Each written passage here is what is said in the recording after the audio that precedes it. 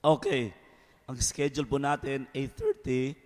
Sabi daw, less than an hour, talk, and then we will have our Mass. Ito po'y bahagi ng paghahanda natin sa panahon ng Adviento. Naintindihan niyo ba boses ko? Pasensyahan niyo po talaga. Pasensya na po talaga. Sige, sir.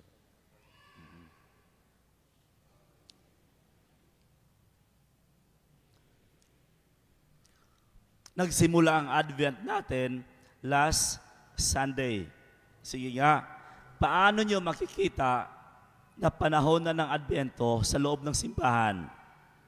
Ano ang simbolo na kung saan pagpasok nyo sa simbahan ay panahon na ng Advento? Anong nakikita ninyo sa loob ng simbahan? Walang iba kundi ang Advent wreath. Nasaan ba yun?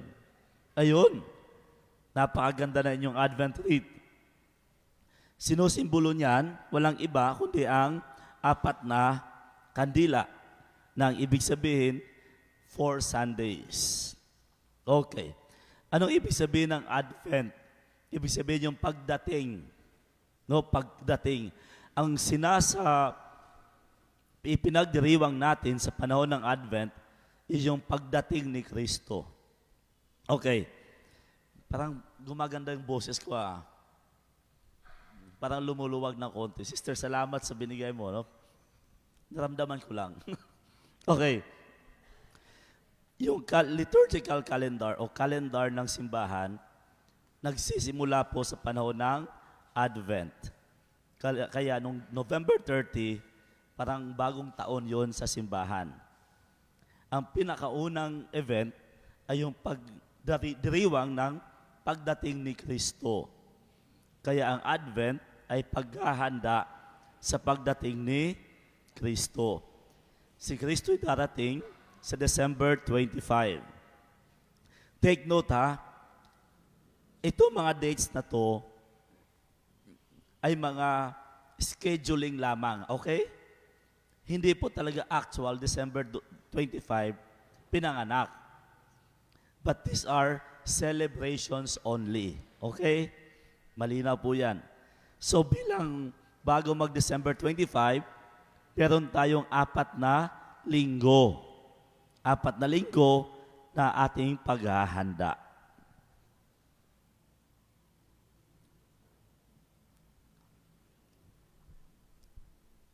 Alam niyo po ba na tayo ay Katolikong simbahan?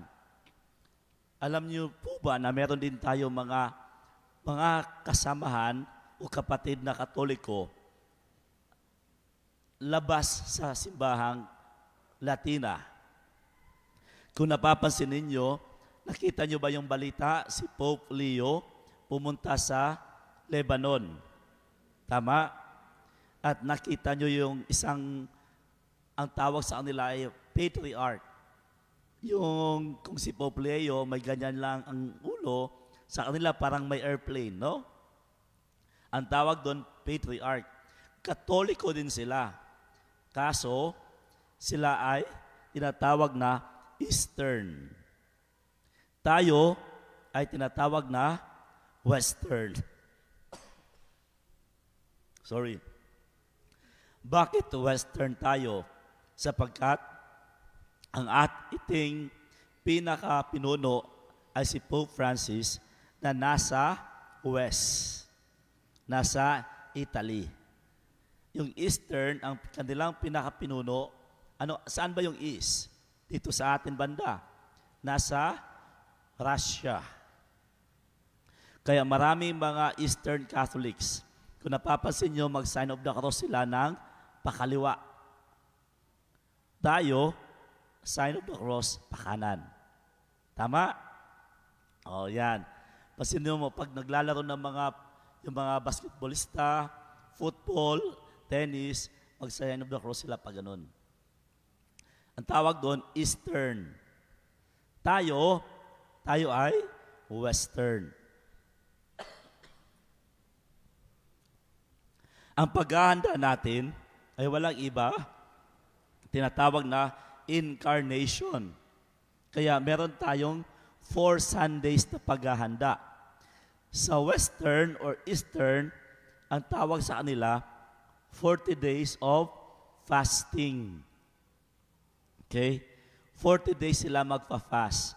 November 15 to December 25. Pero tayo mga Katoliko, na West or tawag sa atin, Latin.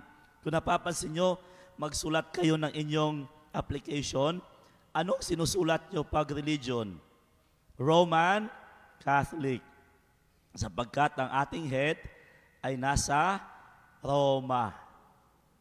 Huwag nyo isulat na Eastern Catholic sa kasi iba po yun. Okay? Yan, sige. Sa Eastern Catholics, 21 sila. Marami. Hati-hati. Pero tayo sa West, iisa lang. Okay? Iisa lang.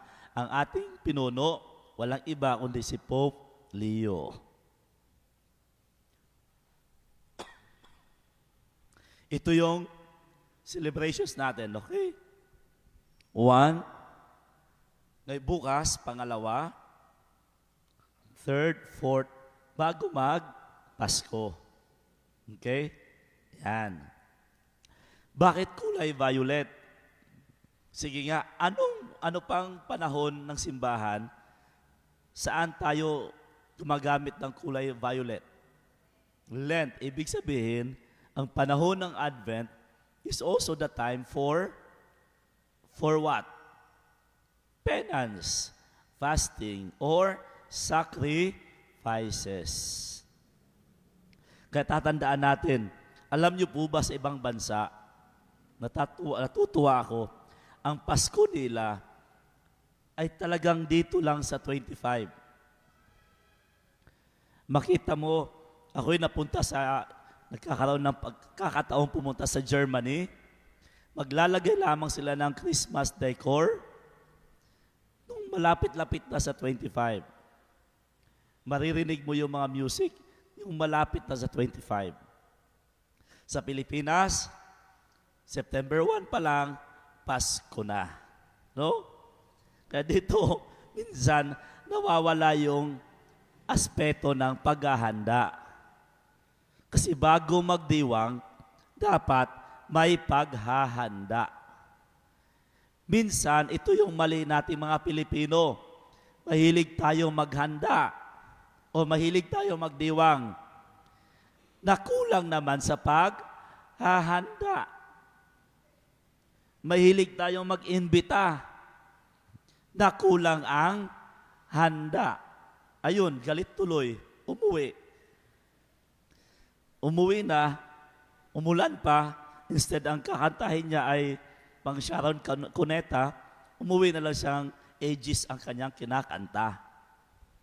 Kasi binahana, naubusan pa, nabasa pa. Okay? Kaya minsan, ito yung kailangan natin ipaalala.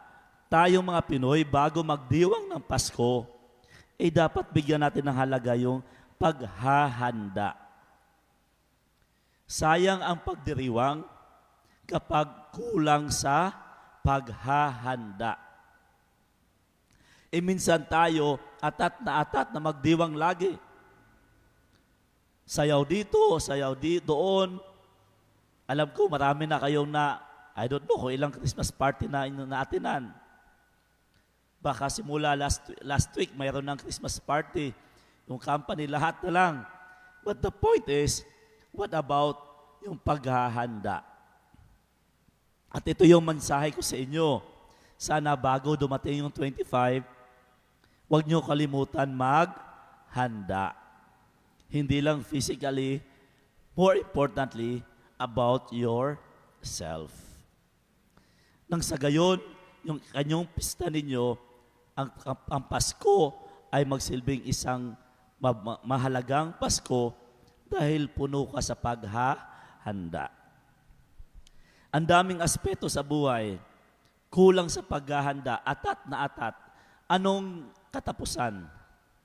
Wala.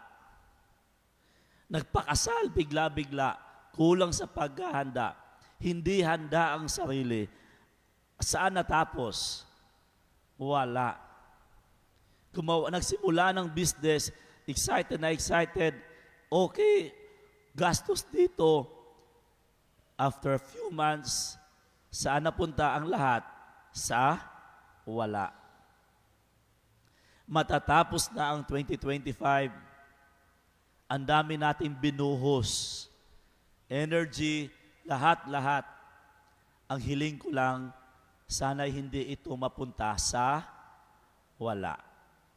And I pray na matapos nyo ang 2025 na may meaning, meaningful.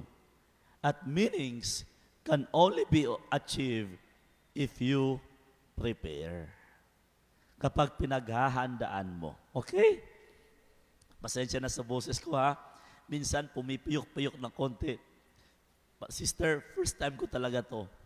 Hindi ko na-expect na magiging ganito, no? Bahala na, hindi na ako mahiya sa inyo, ha? Alam ko, bibilangin niyo yung piyok ko, eh. Pumipiyok na ako, no? Sige na po, pasensya na. Okay.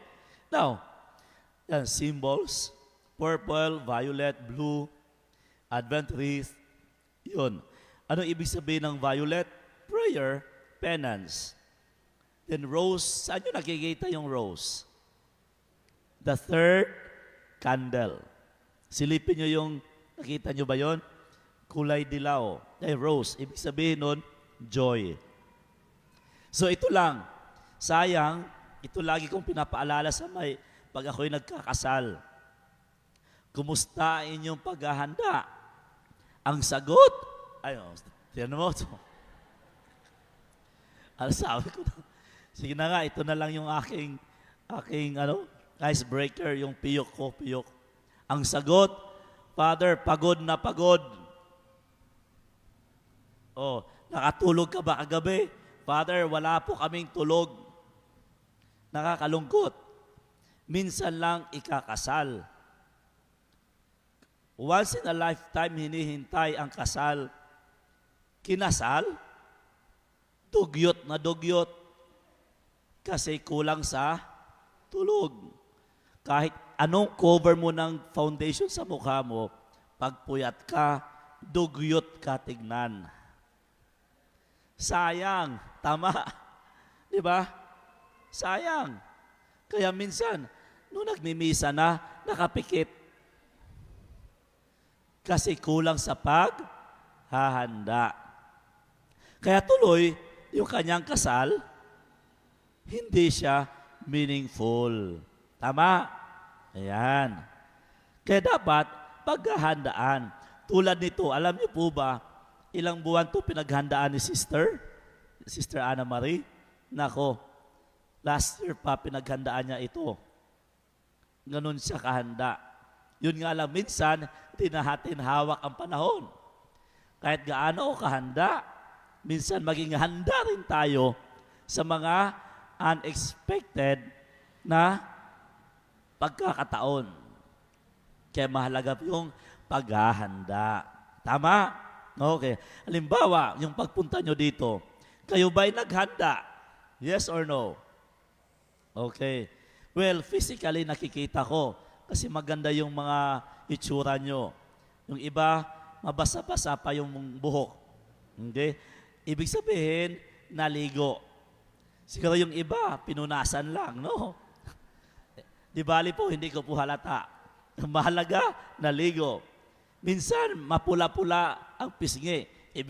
Ibig sabihin, pinaghahandaan talaga yan. Kayo, imagine mo, pumunta kayo dito, bagong gising. Di ba? Bagong gising, maya-maya, batiin nyo yung katabi. Magandang umaga, Diyos ko, ang baho ng hininga. Can you imagine that? So, your visit may end up to be not so meaningful. It might end up to be, ito yung iwasan ninyo, traumatic. Huwag na huwag niyong hayaan na inyong buhay ay maging traumatic simply because of not preparing at all. Okay? Kaya kailangan maghanda. Next. Yan. Nandito pala. Okay.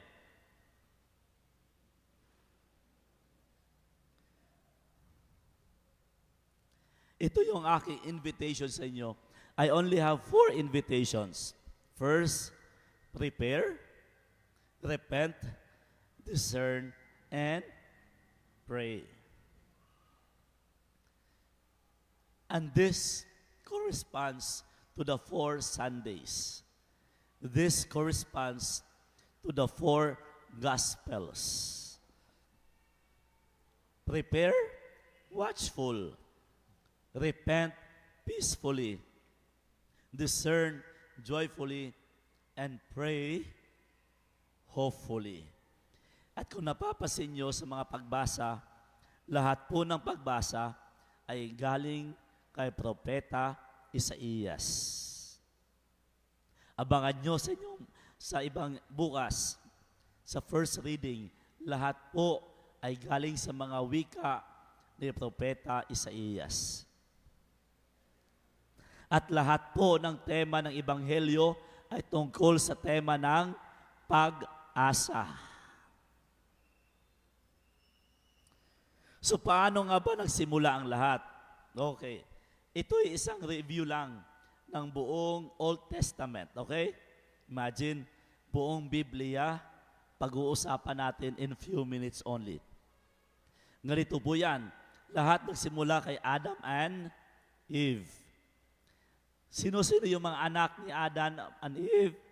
Si Cain at saka si Abel. Ang kanilang pangatlong anak ay si Seth. Nanggaling kay Seth, yung lineage ni Noah. Naalala niyo mga kwento ni Noah, no? Hanggang sumunod kay Noah ay si Abraham. Di ba may kanta? Father Abraham has many children. Yan, no? Sunod-sunod yan. Tapos, nung pagdating kay Abraham, ito na. Ilan ang anak ni Abraham? 12. At yung 12 iyon ay nagiging tinatawag na 12 tribes. Tapos, ang tawag sa mga iyon ay walang iba kundi ang Israelites. Okay? Doon nagsimula yun. Merong anak dito pumasok na si Joseph, the dreamer. Naalala nyo yung bunsong anak na binenta. Ngayon, si Joseph nagiging adopted ng isang Pharaoh. Naalala nyo? Napunta yumaman. Yung batang binenta, napunta sa isang mayamang pamilya. Ito na.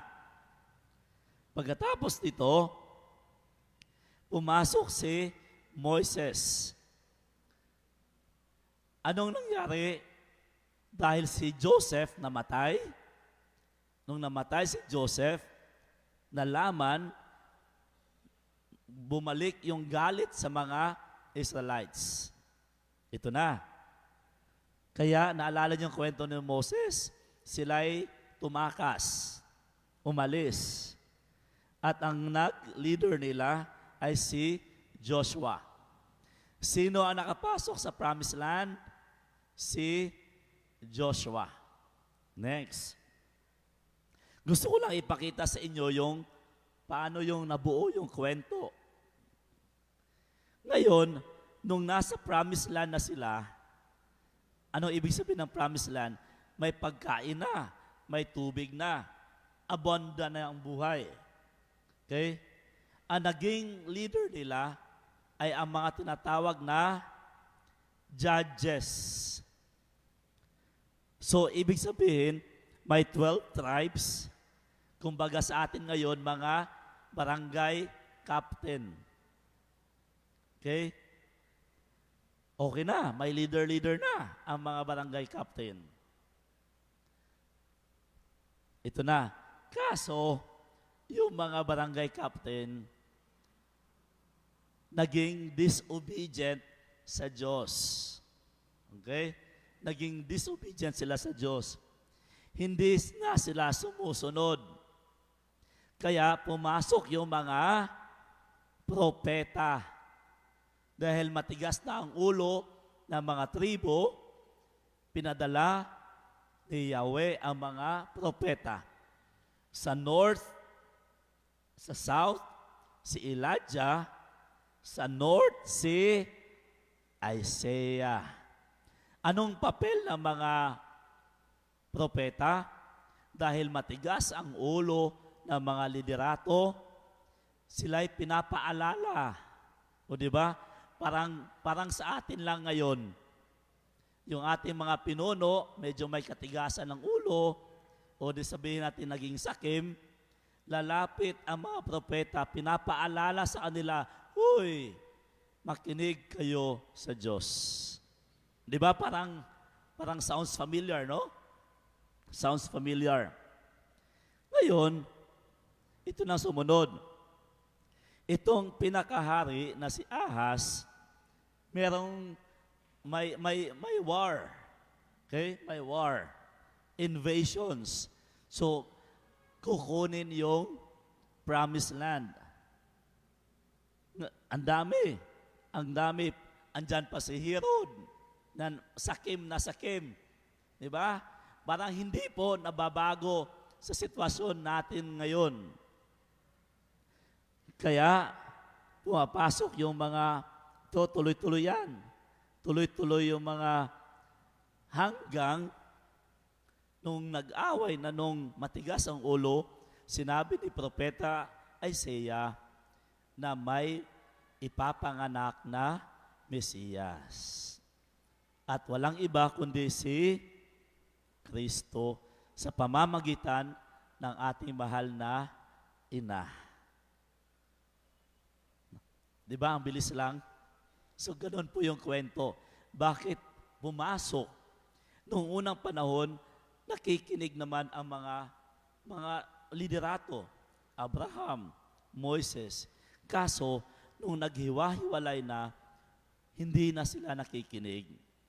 Nagkakagulo na, inagaw na ang lahat. Kaya sa awa ng Yahweh, pinadala niya ang mga propeta. At nung wala na talagang matigas na ang ulo, sinabi ni Isaias, na maipapanganak na na siyang magsasalba ng sanlibutan, ang tinatawag natin na Mesiyas. Walang iba kundi si Kristo. So yun yung kwento ng yon. Kaya papasin ninyo sa mga pagbasa sa buong buwan ng December, it's all about the prophecy of the coming of the Messias. Okay. So, first Sunday. Naalala niyo ba yung gospel last Sunday? Ano yung gospel last Sunday? It's all about stay awake. Naalala niyo ba yun? Stay awake. So, yun yung unang mensahe. It's all about you have to prepare. Paano ka maghanda? Dapat mulat. Nakakita ba kayo ng mga taong naghahanda na nakadikit? Nakapikit na naghahanda? Wala. Dapat sa paghahanda, mulat. Wide open. Take note sa paghahanda, maraming distractions. Okay? Minsan, ito yung ingatan natin. Ang daming distractions. Sa bayan natin, sa panahon natin ngayon, ang daming distractions. Ang daming umiikot-ikot sa utak. Marahil yung iba sa inyo nakatingin sa akin ngayon, pero iba ang umiikot-ikot yan sa utak nyo. Iniisip nyo, paano ko kaya, sana yung labahan ko, sana matutuyo. Naku, pagkat alas 10 nito, pupunta ako kay Mari, mangungutang ako. Sana maaga matapos, maabutan ko si Mari, mangutang pa ako. Okay? So, ang daming distractions dyan. Kunwari, ngiti-ngiti kayo sa akin, nakatitig, pero iniisip nyo, actually, paano ko babayaran yung utang ko mamaya? Ang daming distractions. Alam nyo, kahit po kami, minsan pag nagmimisa kami, grabe yung temptations and distractions. Kaya maging maingat tayo dyan, ha? Maging maingat.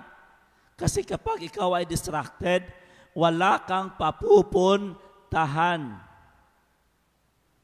Subukan mo maging distracted ka, wala kang matatapos. Okay? Mangungutang ka, dadaan ka dito. O Maray, anong balita? Mangungutang, ano pa? Ay Maray, anong balita? Oy, may chismis na naman ito. Alas 6 na ng gabi pala, wala kang nakuha. Kaya tuloy-tuloy dapat, less distractions. Kaya sana ngayong Pasko, isipin natin yung ating paghahanda. Isa lang dapat ang focus natin, ang magpapasalamat sa mga biyaya na ating natanggap. Pangalawa, minsan sa paghahanda, ang daming ambisyon. Nako, tama ba? Ang daming ambisyon. O ano bang Christmas party natin? Anong presentation natin? Maganda yung mag-pyramid tayo. Tapos tatalon-talon yung nasa dulo. Sasaluin natin. Ang dami yung ambisyon. Nakalimutan nyo, mga senior citizen na pala kayo.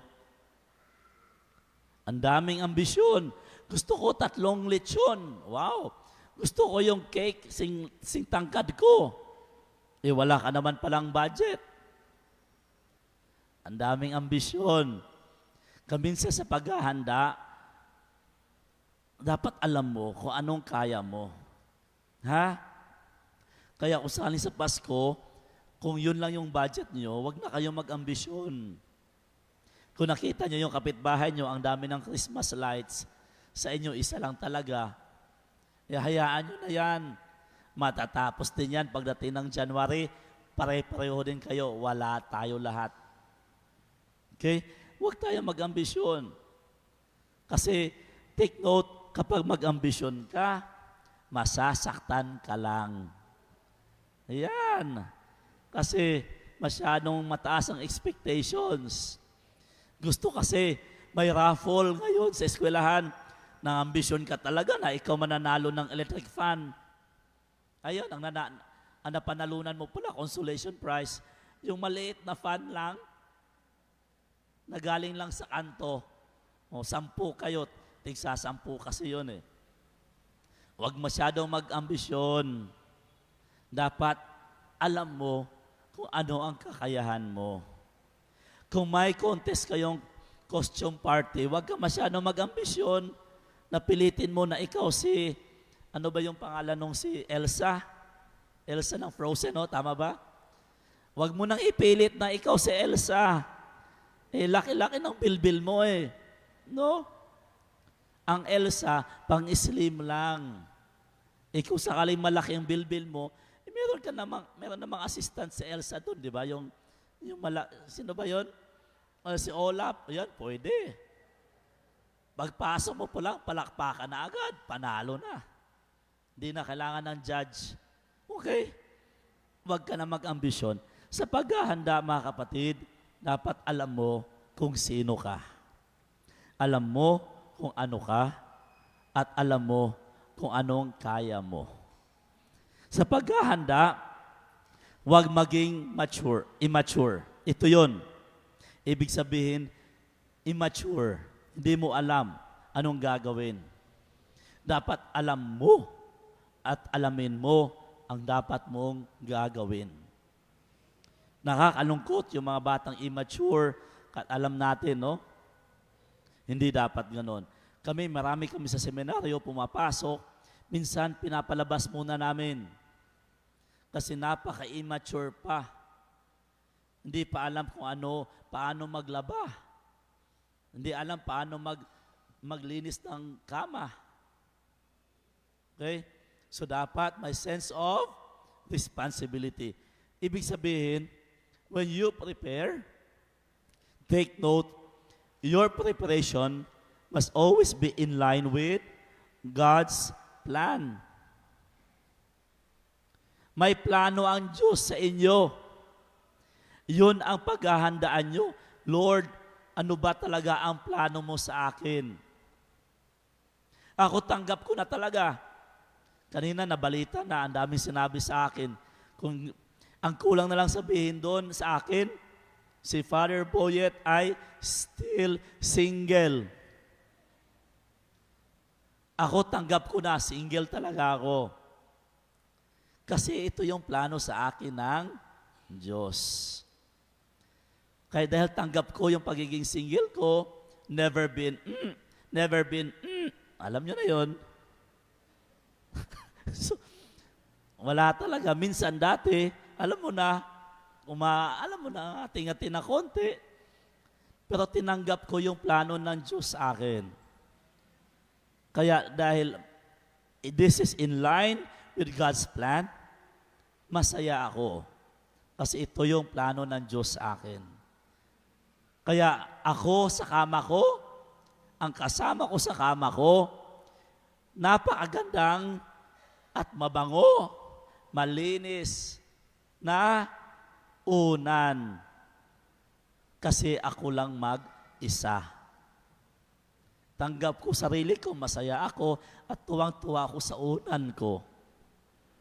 O kayo, baka naman kasi kayo may asawa na, pero hindi nyo patanggap yung plano ng Diyos sa inyo. May asawa ka na, may asawa ka na. Hindi ka na pwede mag-isa. Talagang may katabi ka. At dapat yung katabi mo, amuyin mo. Kasi yun ang plano ng Diyos sa iyo. Minsan hindi mo tanggap. May asawa ka nga, away kayo ng away. Sumasablay ka ng sumasablay. Asan yung, dapat may sense of owning. Tanggapin mo yung plano ng Diyos sa iyo.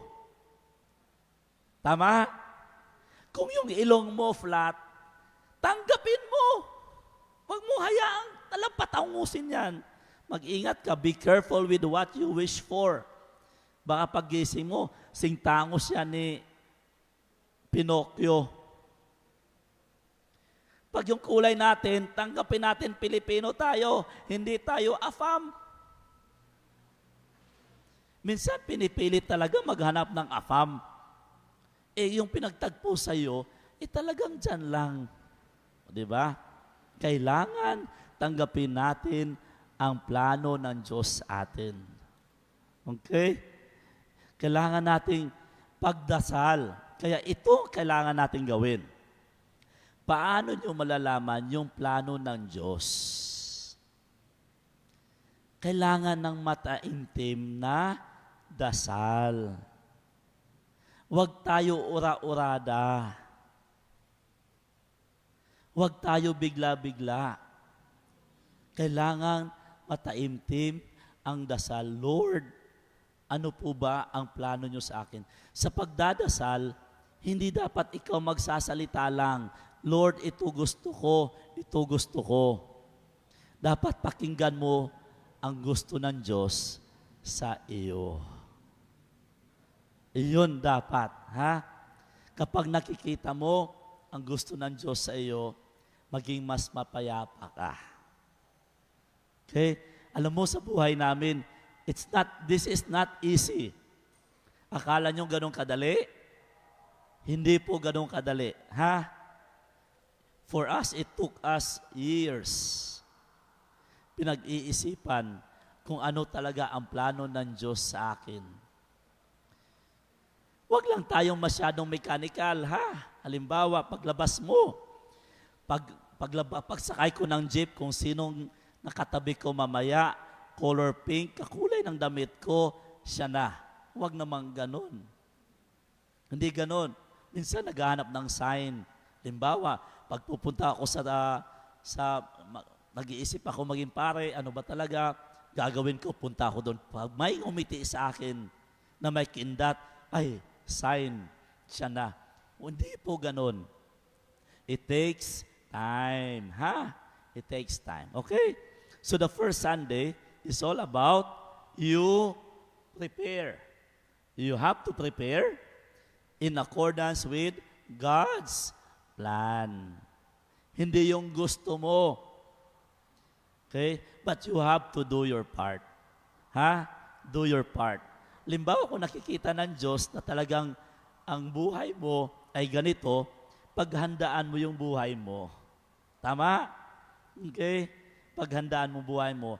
Halimbawa, nakita namin ni sister ng buhay namin, pang religious life, dapat paghandaan namin na marunong kaming mamuhay ng talagang tapat sa aming vows.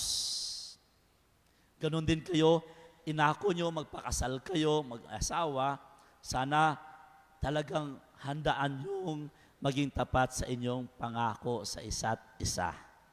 Okay? Yun dapat. Second Sunday, bukas. Ano ang gospel bukas? It's all about prepare the path of the Lord.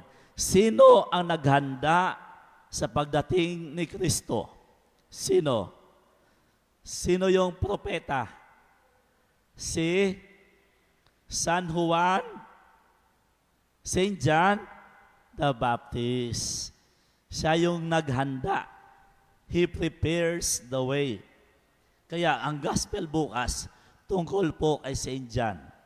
Sinabihan niya mga tao, maghanda na kayo. Darating na ang Mesiyas. Okay? A root shall come out from the stump of Jesse.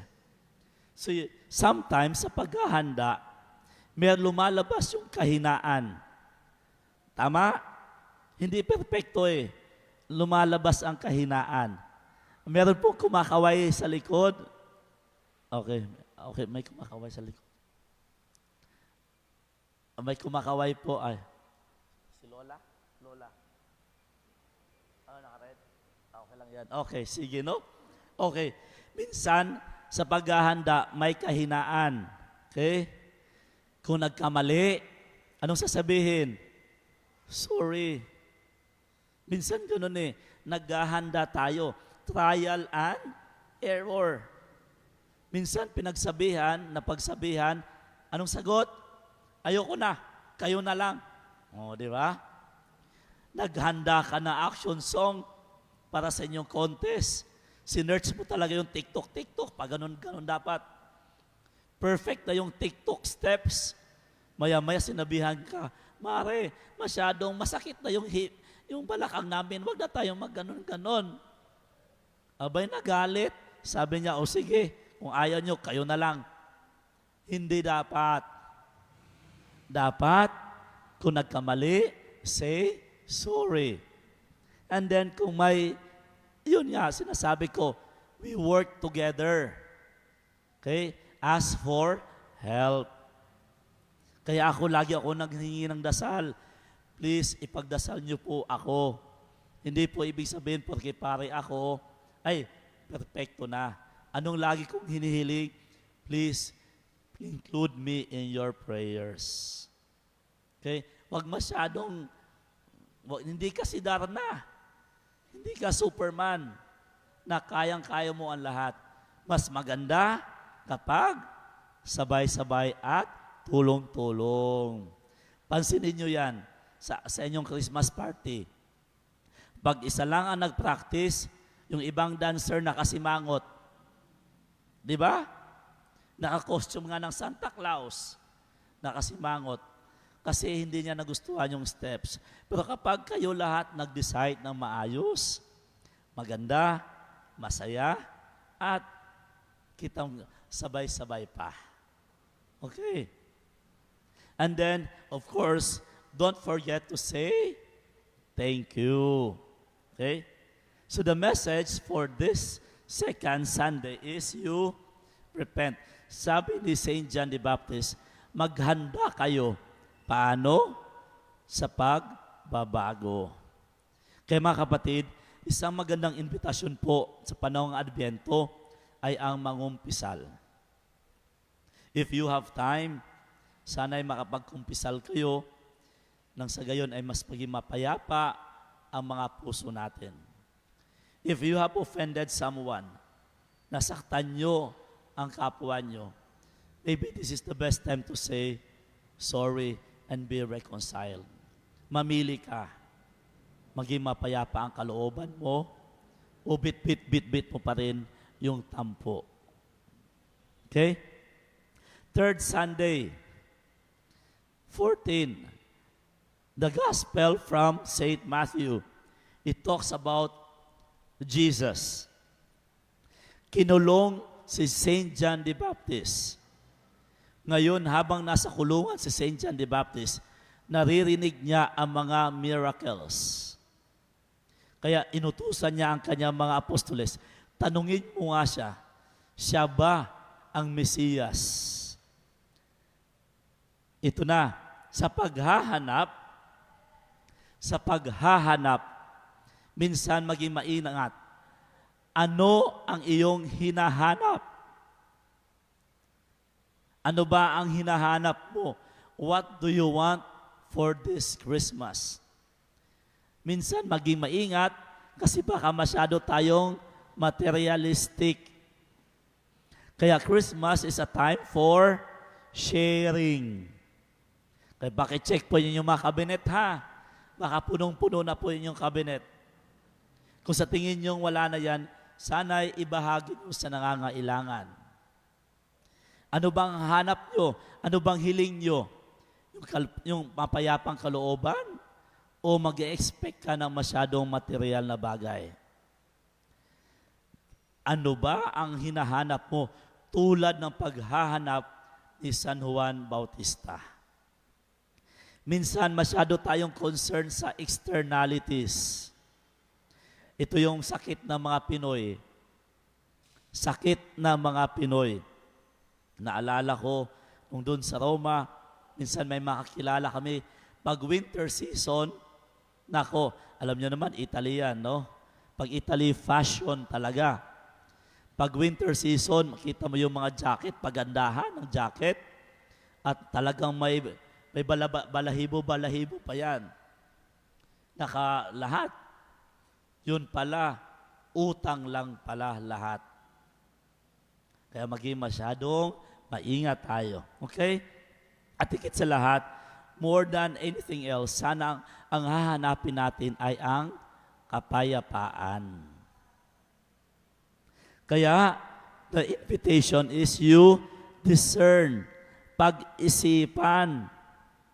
Ano ba ang hinahanap mo? Sino ba ang hinahanap mo? Yan. Discernment. Anong ibig sabihin ng discernment? Discernment is not simply thinking. You think with God's guidance. That is discernment. Nag-iisip ka habang hinihingi mo yung guidance ng Diyos. You discern. The fourth Sunday, ito na. The fourth Sunday, it's about the saving action of God. Saving action. Kaya dito yung tinatawag na ang darating, the gospel will talk about the birth of Jesus. And on that day, Jesus was called to be Emmanuel, na ang ibig sabihin, God is with us. The saving action of God. Minsan may mga pagkakamali, minsan may pangangailangan, minsan may takot. Kaya sana tibayan natin. Kaya you have to believe. Believe that God is with us.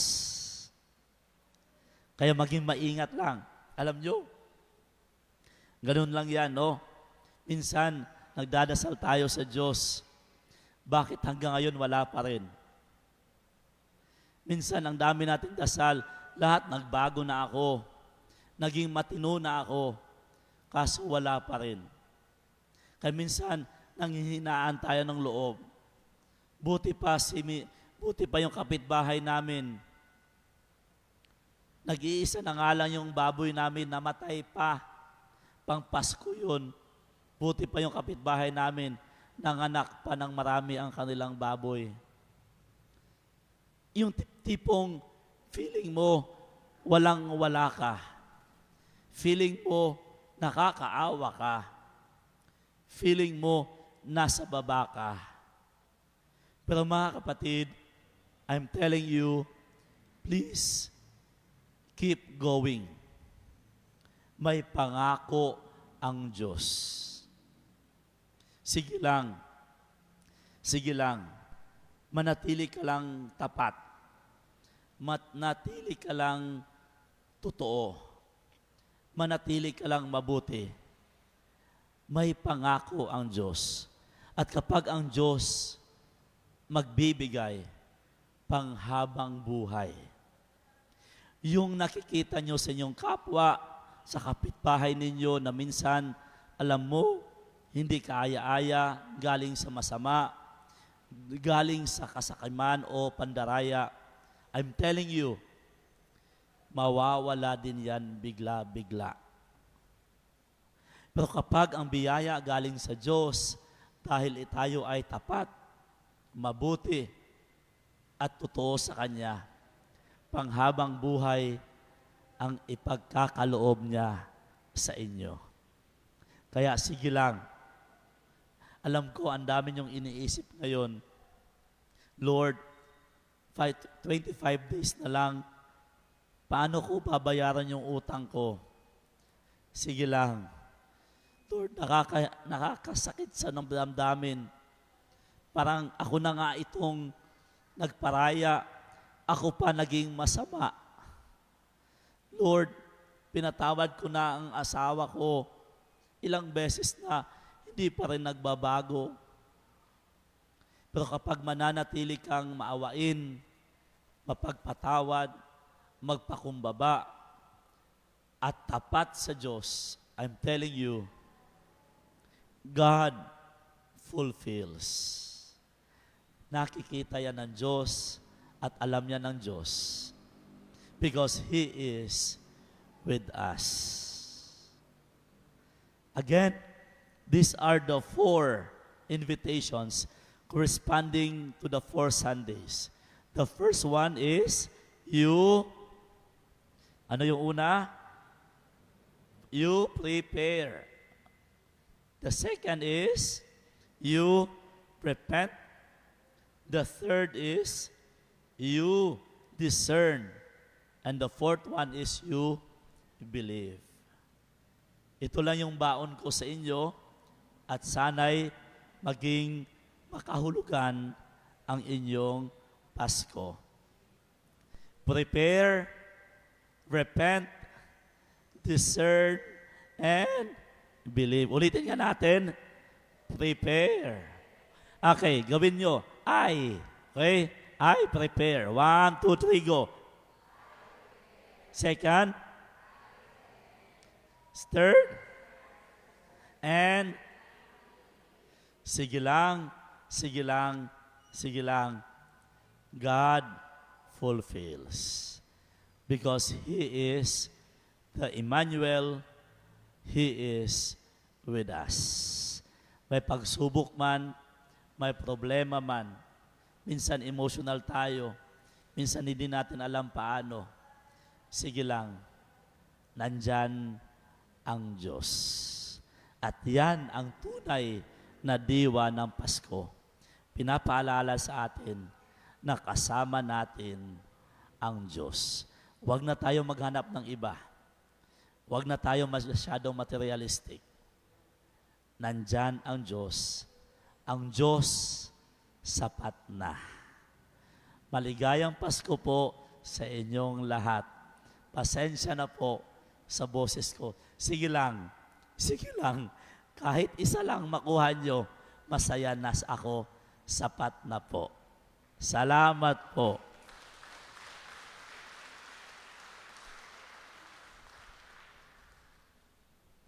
So, we can have just 15-minute break, toilet, ano man, and then we will have our Mass at 9:30.